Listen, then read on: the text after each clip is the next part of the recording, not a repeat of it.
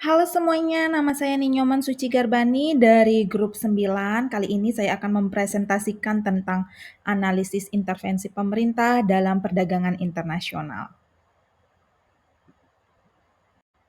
Baiklah, materi presentasi kali ini adalah yang pertama, intervensi pemerintah dalam perdagangan internasional, yang kedua, contoh produk yang diintervensi pemerintah Indonesia, ketiga, bentuk intervensi pemerintah terhadap CPO. Yang keempat, alasan intervensi dilakukan oleh pemerintah terhadap CPO.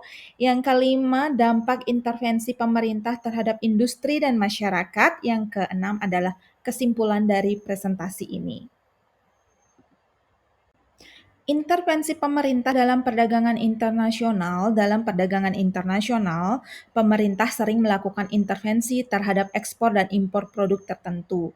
Intervensi ini dapat berupa kebijakan tarif, kuota, subsidi, atau regulasi yang bertujuan untuk melindungi ekonomi nasional. Intervensi pemerintah dilakukan tergantung pada kondisi masing-masing negara. Intervensi pemerintah sebagai penyedia dan pengelola sangat tergantung pada kondisi pasar. Apabila pasar sudah efektif, maka intervensi pemerintah cukup rendah. Pada umumnya, pemerintah hanya memposisikan diri sebagai regulator dan supervisor.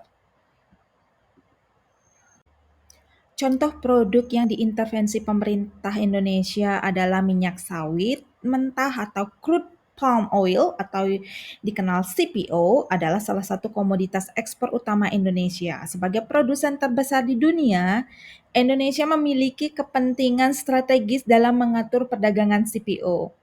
Namun pemerintah tidak membiarkan perdagangan minyak sawit berjalan sepenuhnya bebas.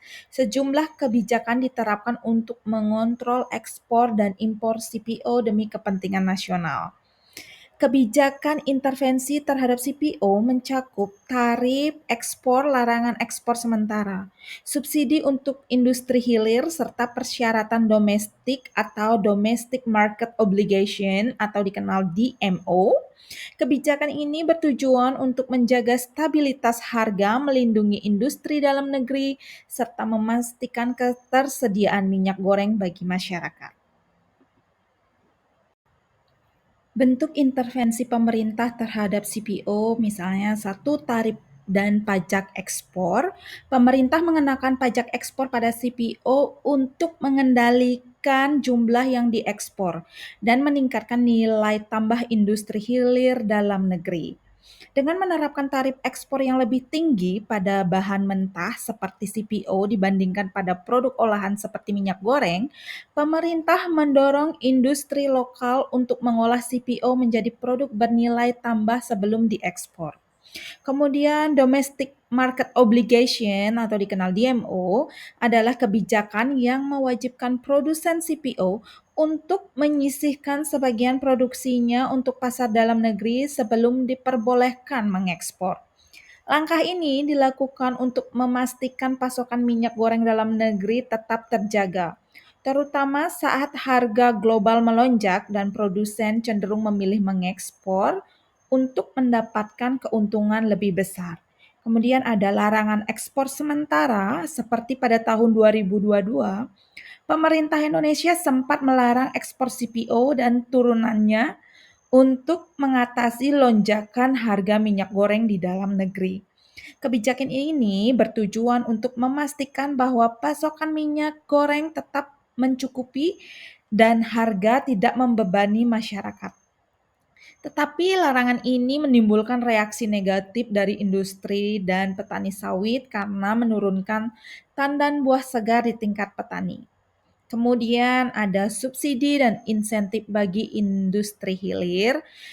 Untuk mendukung industri hilir, pemerintah memberikan insentif seperti keringanan pajak bagi produsen yang mengolah CPO menjadi produk turunan seperti biodiesel, misalnya bertujuan untuk mendorong penggunaan energi terbarukan sekaligus menyerap produksi CPO dalam negeri.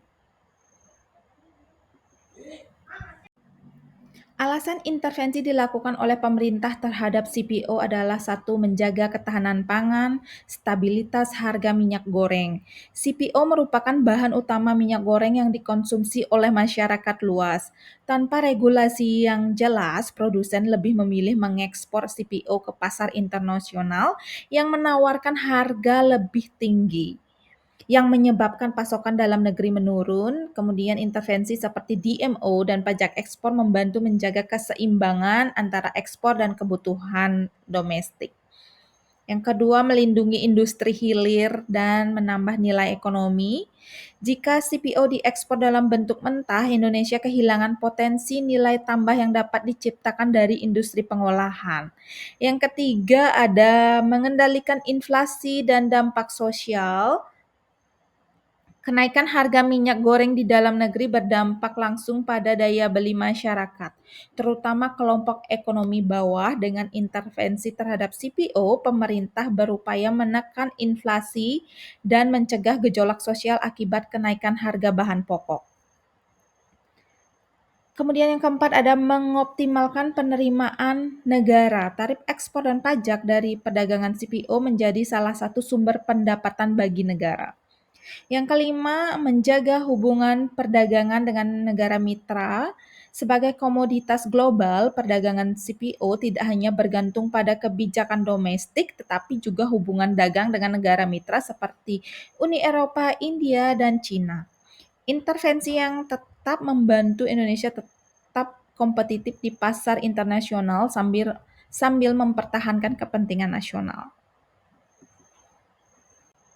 Kemudian ada dampak intervensi pemerintah terhadap industri dan masyarakat. Intervensi pemerintah terhadap minyak sawit memiliki dampak positif dan negatif. Dampak positifnya, harga minyak goreng lebih stabil karena kebijakan DMO dan larangan ekspor. Industri hilir meningkat karena lebih banyak investasi masuk ke sektor pengolahan CPO dalam negeri. Meningkatnya pendapatan negara karena pajak ekspor dan tarif perdagangan memberikan tambahan pendapatan bagi pemerintah.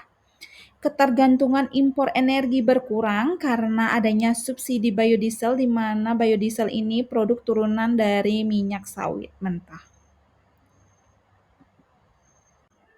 Kemudian dampak negatifnya adalah adanya tekanan terhadap petani sawit karena larangan ekspor, dan ini merugikan petani sawit kecil yang bergantung pada ekspor.